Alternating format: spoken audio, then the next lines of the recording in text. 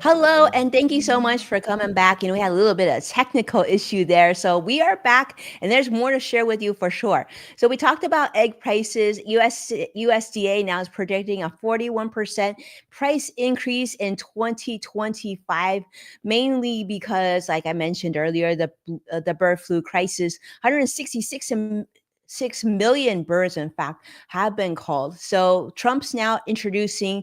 President Trump is introducing a $1 billion response plan. And I wanted to share that with you. We talked about it's going to be now focused on things such as biosecurity. And they want to give some aid to farmers and I want to do more research. And then, like I talked about earlier, the potential vaccine development. Yeah, let me know how you think about this. I will say I've talked to a lot of families and they're like, eggs are such an important part of our family's diet. So they're really hoping to get this figured out. But there are, of course, some concerns too. So I did want to share with you on the flip side. On the flip side, now, under Doge, of course, USDA workforce are having some concerns. So they're saying that USDA is insisting that it has enough of staff to manage the crisis, but the question is if it really is enough. And of course, there's talking about importing eggs and about 70 to 100 million eggs, but that's a small fraction. Did you know here in the United States, about 7.5 eggs are produced domestically every single month? Yeah, it's crazy. So we have a lot of eggs, a lot of people depend on, but this is a big issue. Maybe a lot of people are like, it's just eggs, but it's not just eggs. If you've been to your latest supermarket or warehouse store, let me just say that, in fact, this week I was checking because at my house, I've got 3 kids. They like eggs. Well, most of the supermarkets in our area, I was checking online because I'm a big fan of ordering and then doing curbside pickup, right, to save time and money. Well, most of the stores were out of eggs. So my husband went to a local warehouse store and he was able to get eggs. And I was like, that was like winning the lotto. Like, so yeah, I know, it's crazy. Hi, Marcos. Thank you so much for tuning in. It's great to see you on YouTube Live.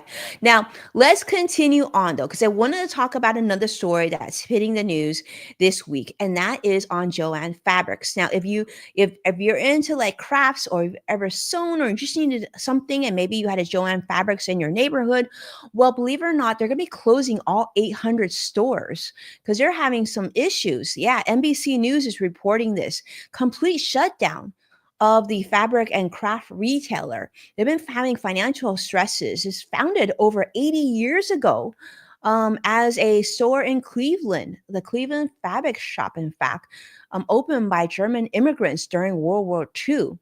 They've now grown to be such a large company here in the United States, but now they're facing significant financial difficulties. They're going to be filing Chapter 11 bankruptcy yet again. They've already filed twice, but now they're full on closing. So, unfortunately, if that's a store that you visited and you enjoyed, you might want to try and get there soon because it looks like they're going to be leaving your neighborhood if they haven't already. So, sadly, that's going to happen. Now, speaking of other things that are happening, I want to talk about another big initiative. You may have been hearing a lot through the Trump administration about DEI. We've talked a little bit about that on our show last week, and there are certain stores. A lot of stores have been exiting DEI completely. The federal government has definitely been exiting a lot of DEI policies as well. Well, Apple, though, we knew that there were some rumblings one way or other with Apple, but now it looks like Apple, their shareholders have been very clear that they don't want them to reject their DEI plans. So that, of course, you would think, that's what Apple's going to do. It's a private company, so that's what Apple will be. Apple, right? They will not be following what many of the other companies have done following the Trump administration's decision of rolling back DEI. Well, not so fast.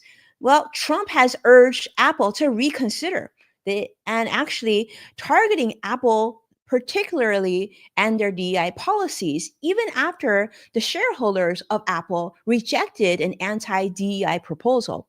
Trump is calling DEI a hoax and urging Apple to eliminate all their DEI policies. I want to hear what you have to say about this because let me just say I have strong feelings about this. So, major corporations, including Pepsi and Citigroup and Disney, Amazon, BlackRock, all are already starting to scale back or removing diversity programs because of political and legal pressure. How sad. I will just say this. I am so sad to hear this because I thought Apple was a private company or a publicly traded company, yes, for sure. But like it's not a government entity, is what I'm saying. So don't they have the right, including their shareholders, have the right, if they want to continue to embrace diversity, equity, and inclusion at their company? Why shouldn't they be allowed to? Why would you target them and give them pressure not to, considering all the other things that we're dealing with in the world? You let me know what you think about that. But the financial sector, of course, a lot of banks, JP Morgan, we talked about Citi last week as well, Goldman Sachs, already watering down their DEI language and ending diversity hiring and whatnot. Attorney General Pam Bondi has already ordered investigations into corporate DEI practices as if DEI is a bad thing. What happened to diversity was a good thing because, as we know, having different um, people of different backgrounds purchase goods. People of different backgrounds have certain things, and that actually is what makes up the richness of us here in the United States. This I have a lot of issue with. But that being said, what's more important is how you feel about this. We've also seen PBS, Google, Meta, they've also in media also ending diversity hiring. So hopefully, this gets to a happy medium where it's still fair, but still differences can make us richer as well. We don't all have to be the same and think the same. And I don't know. This is something I've got concerns about. So I'm curious to see how you feel about that because that's more important than anything else. Do you feel like diversity, equity, inclusion is a bad thing? Do you think it's something that should be wiped out of everything of government, of private companies, businesses? Do you feel like that it's such a negative that it should just, if your company actually stands for this, that the government should be targeting them? Yeah. That's what's happening. Okay, speaking of that, Elon Musk actually directed to federal workers now is also being under scrutiny. This is being reported by Fortune. Elon Musk is doing something now with federal workers as well because he wants to make sure that federal workers are actually working, and so one of the things that he is doing is sending an email. If you didn't read this already, I got to share with you. It is in fact real. He's emailing all federal employees and he's asked every single federal employee to respond, asking them to list 5 accomplishments from the past week. And if they fail to respond, they could get terminated. They could lose their job. Yeah. So how do you feel about this? So there's about 2 million federal workers left. Now, this task isn't going to take that long, right? Most people can talk about the 5 things they've done for work. But I don't know. It's just like something like maybe if you have kids and you go, okay, honey, I want to know what you did this week at school. I need you to tell me the 5 things that you learned at school. I get that. But in my experience, at least, if you have really great employees, really established, really experienced, really smart people, the best at their craft, you don't go and do this to your best employees. Now, maybe it's just to see if they respond, to see if there's a heartbeat at the end of the email. You want to make sure they're actually humans and not, you know. But that being said, is this the best way to do this? That would be my question. I feel like if you want to run an entity and where you have loyal employees who are really good and want to give their heart into their job, I think we want to sort of not just blanket and send an email requiring people to send a response of what they did this week. It could be something like, tell me about yourself. What is something that we don't know about you? Maybe tell me about your favorite restaurant, or tell me about, what you love about your job. Maybe start with something positive and said this. But nonetheless, the Trump administration is all supportive of this. They've been very strong. They're saying, everybody should be able to do that. And Trump has called non-responders semi-fired due to the potential inactive accounts. So major entities, so agencies, including the Pentagon, FBI, though, they've actually instructed their employees not to comply. So I guess this is for some and not all. Officials are arguing that this directive lacks transparency and actually could compromise classified work in areas such as the FBI or the Pentagon. But federal employees now have filed lawsuits claiming the directive is a large scale employment fraud. Um, I think the most important thing that I think all of us can agree on, whether we work for the federal government or not, this doesn't give you warm, fuzzy feelings. I mean, if you're working in the federal government now, let's say you've been working at the federal government for 10, 15 years. Maybe it's only been 10 months. Do you feel like this is a place that really appreciates you and is going to embrace your creativity and your hard work and your careful thought of doing the best job that you can? So I would say I would rethink this strategy, or at least bring in other people and not just have one person make these decisions for everybody. There's got to be other ways of making sure that the government is productive, not wasting money. None of us want to waste money. We don't want to spend for like ineffective employees. That I think we can agree. But if you go on social media, you're seeing a lot of people respond saying that, such and such family member, my daughter, my son, my husband, my spouse, was is a hardworking person, and they shouldn't be let go, but you still let them go. So experts are arguing that although accountability emails can sometimes be helpful, that this approach just lacks clarity and actually may be more about jab cuts than actual efficiency. But Elon Musk has now doubled down, saying giving federal employees now, you will get a second chance to respond, but if you don't, well, you're going to just be terminated. So we'll see how that goes. I know CrossFit Fighter is saying that sounds terrible. I mean, I feel that way too. But most importantly, I think that we need to give some thought to this. And I feel like in some ways I have good perspective on this topic, because one thing that I'm really proud about with our business is that, I think as any business owner would say, we can't always compete against paying the most for every employee. As much as we like to, we'd love to do that, right? Cost is always, of course, a very big issue, whether you're at the federal government or you're running a small business or a publicly traded company. We get that. Cost is always going to be an issue. But one thing that we need to know is that we are still working, companies are still, as of right now, run by humans. And humans have feelings and humans have choice. So if you're working with someone who's very, very valuable, and you know that there's always going to be somebody out there that will potentially outpay you for that employee. What you need to do, if you value your business, your customers, your potential customers, and you want to see your business continue to bloom, you need to focus on the happiness of your employees. And employees tend to feel happy when they feel secure, that they're not worried that tomorrow you're going to let them go and you're going to fire them. And that someone who's, if someone brand new came into my entity, my company, and they started asking my employees to send 5 things that they did this week, I would be concerned and I would be upset, because these are people who come into work day in and day out, and they have delivered stellar work. They go above and beyond. Even though I don't want them working on their vacation, they respond. And I tell them, like, no, no, don't respond. You're on vacation. But these are people who actually care. These are experts in their space. They go above and beyond. And there are people, I truly believe there are people like that at the federal government.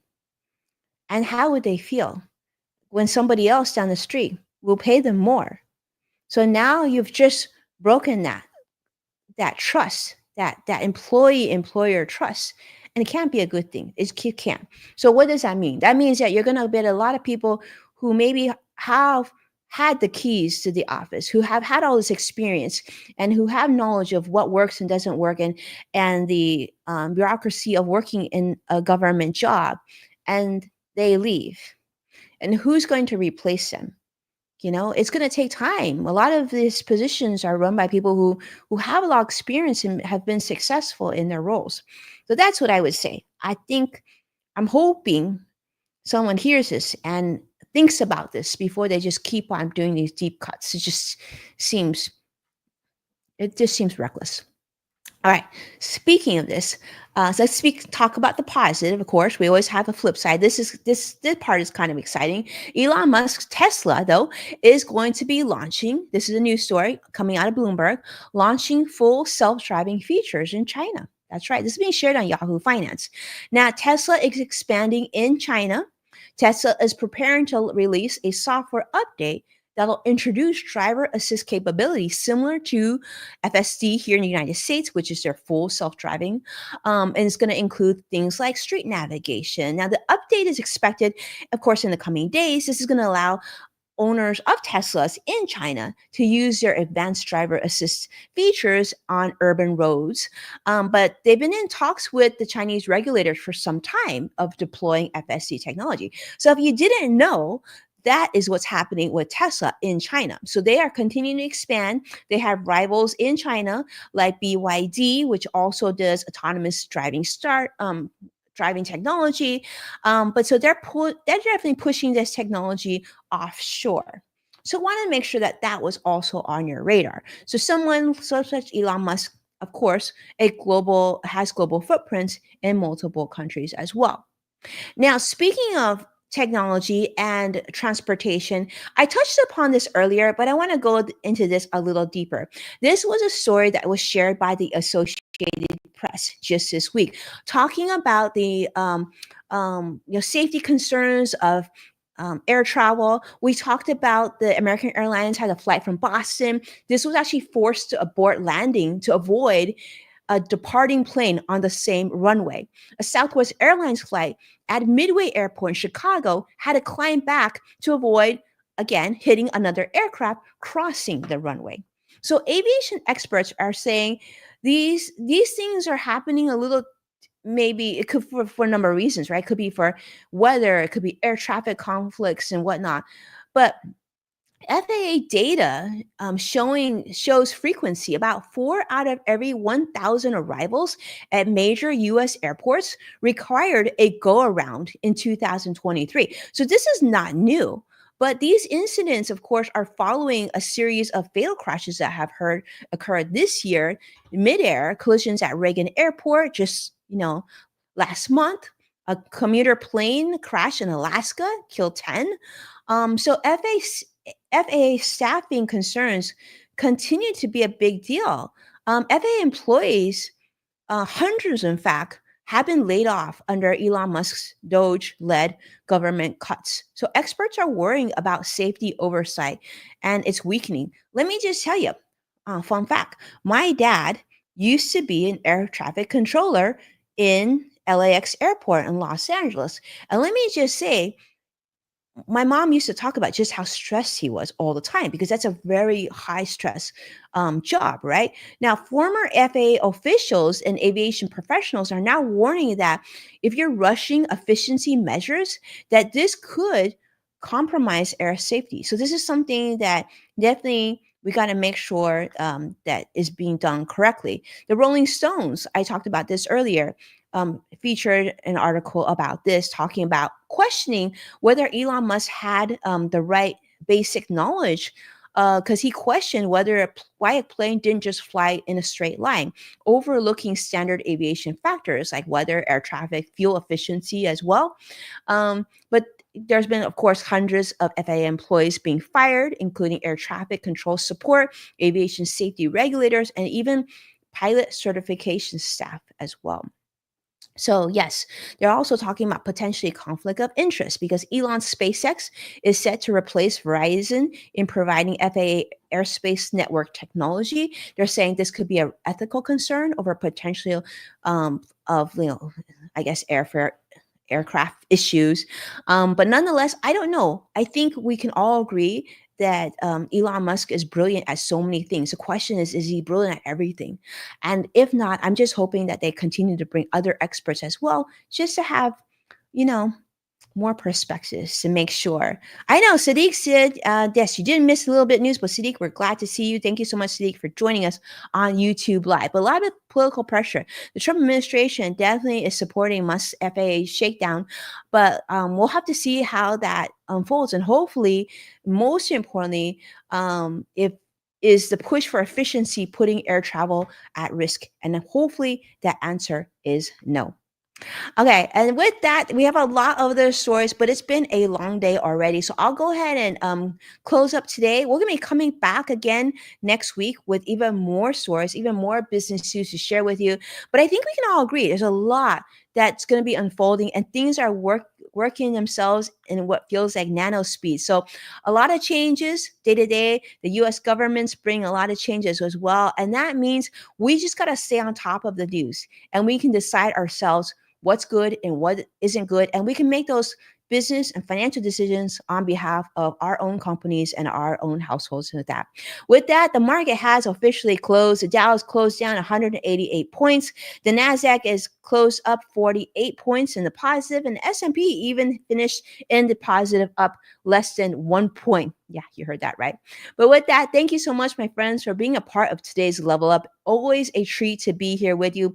Thanks so much for coming back to us. I know we had a little bit of technical difficulties, but that's one of the beauties and the challenges of coming live, and we just got to roll with that. And thank you so much for being here. Do me a favor, hit that like and subscribe to stay updated on all the latest updates, and of course to watch past full episodes of Level Up with Winnie Sun. You can check out Amazon Fire, Samsung, LG, Roku, and of course past episodes at NASDAQ as well. Thank you so much, my friends. If you share this online, make sure to tag at Winnie Sun, and I'll see you again, maybe Friday, but definitely next week. Take care and be well. Talk to you soon. Bye-bye.